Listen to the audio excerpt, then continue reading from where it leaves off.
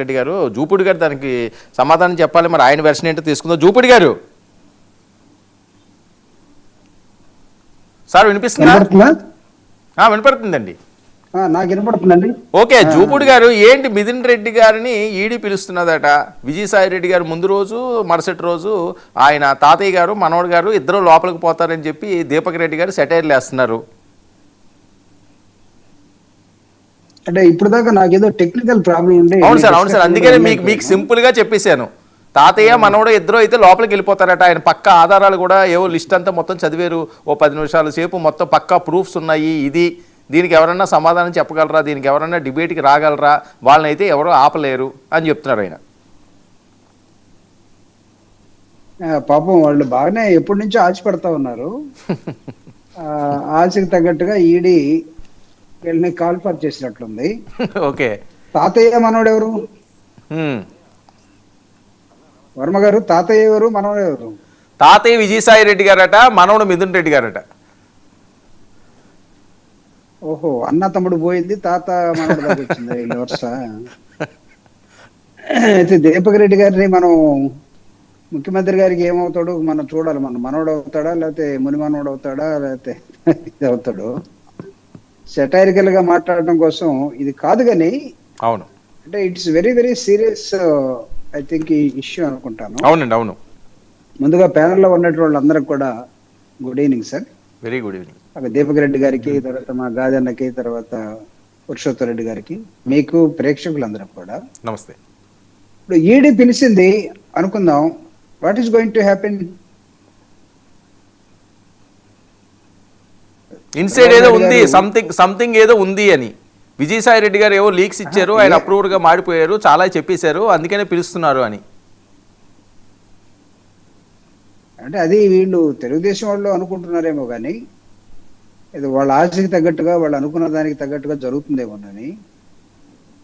ఒక అంశం మీద సిట్ ఏర్పడిన తర్వాత సిట్కి అనుబంధంగా ఈడీని కూడా ఇప్పుడున్నటువంటి కూటమి ప్రభుత్వం ఇన్వైట్ చేసి ఈడీ కూడా ఇన్వాల్వ్ కావాలి అని చెప్పిన నేపథ్యంలో ఈడీ సమ్మన్స్ ఇచ్చి ఉండొచ్చు.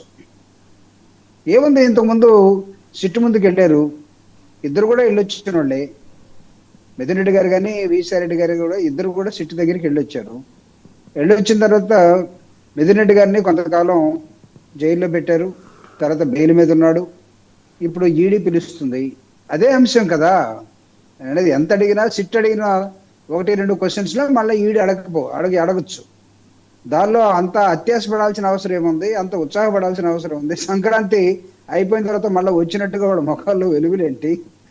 ఇవన్నీ కోడిపందాల వ్యవహారాలు తప్పితే పెద్దగా ఏమి ఉండకపోవచ్చు. మా ఉద్దేశంలో ఏంటంటే, ఈడీ దగ్గరికి ఈ కేసు వెళ్ళింది కాబట్టి ED has to do they duty first. ఆ డ్యూటీ కార్యక్రమంలో భాగంగా వాళ్ళు ఏమైనా పిలిచి ఉండొచ్చు. పిలిచిన తర్వాత రేపు వాళ్ళు ఏమడుగుతారు, 1 after 1 అడిగిన తర్వాత దానికి వీళ్ళేం చెప్తారు. నా మోస్ట్ ఓన్లీ సిట్ దగ్గర వచ్చిన సమాధానాలే, అదే క్వశ్చన్ అయితే అదే సమాధానం ఉంటుంది, కొత్త క్వశ్చన్ అయితే కొత్త సమాధానం ఉంటుంది. సో అసలు వైఎస్ఆర్ కాంగ్రెస్ పార్టీ అధికారంలో ఉన్నప్పుడు ప్రభుత్వం తరఫున చేసినటువంటి ఈ లెక్కర్ డిస్ట్రిబ్యూషన్ ఏదైతే ఉందో దాన్ని పెద్ద భూతత్వంలో పెట్టి మీ మీద ఉన్నటువంటి స్కిల్ కేసులన్నీ మీరు వచ్చిన తర్వాత మీరు మూసేసుకున్న నేపథ్యంలో ఇప్పుడు ప్రైవేట్ పీపుల్ తోటి మీరు నడుపుతున్నటువంటి అరాక్ పాలసీ, లెక్కర్ పాలసీ ఏదైతుందో దీనిలో ఉన్నటువంటి లొసులు కానీ, దీనిలో ఉన్నటువంటి వ్యవహారం కానీ, ఇవన్నీ అంతా బాగున్నట్టుగా మీరు గతంలో జరిగింది మొత్తం ఏదో జరిగిపోతుందనే ఆశపెట్టడంలో మీరైతే ఆశపడేమో కానీ పెద్దగా నథింగ్ గోయింగ్ టు కొలాప్స్, ఏం పెద్దగా జరగకపోవచ్చు. వైఎస్ఆర్ కాంగ్రెస్ పార్టీ ప్రతి క్వశ్చన్కి సమాధానం చెప్పింది. గతంలో తీసుకున్న వాళ్ళందరూ ఒక లోపల ఉన్నా, బయటకు వచ్చినా, బెయిల్ మీద ఉన్నా మళ్ళీ అదే సమాధానం చెప్తారు. We have to wait and see.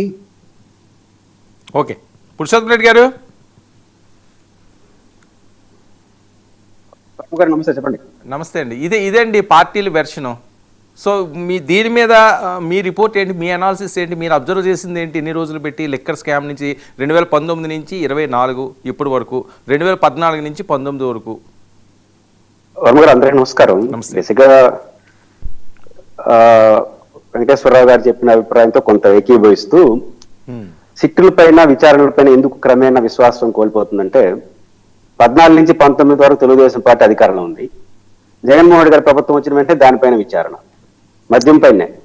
మళ్ళీ 19 నుంచి 24 వరకు వైసీపీ అధికారంలో ఉంది. తెలుగుదేశం వచ్చిన వెంటనే ఆ విచారణ ఆగిపోయి ఈ విచారణ స్టార్ట్ అయింది.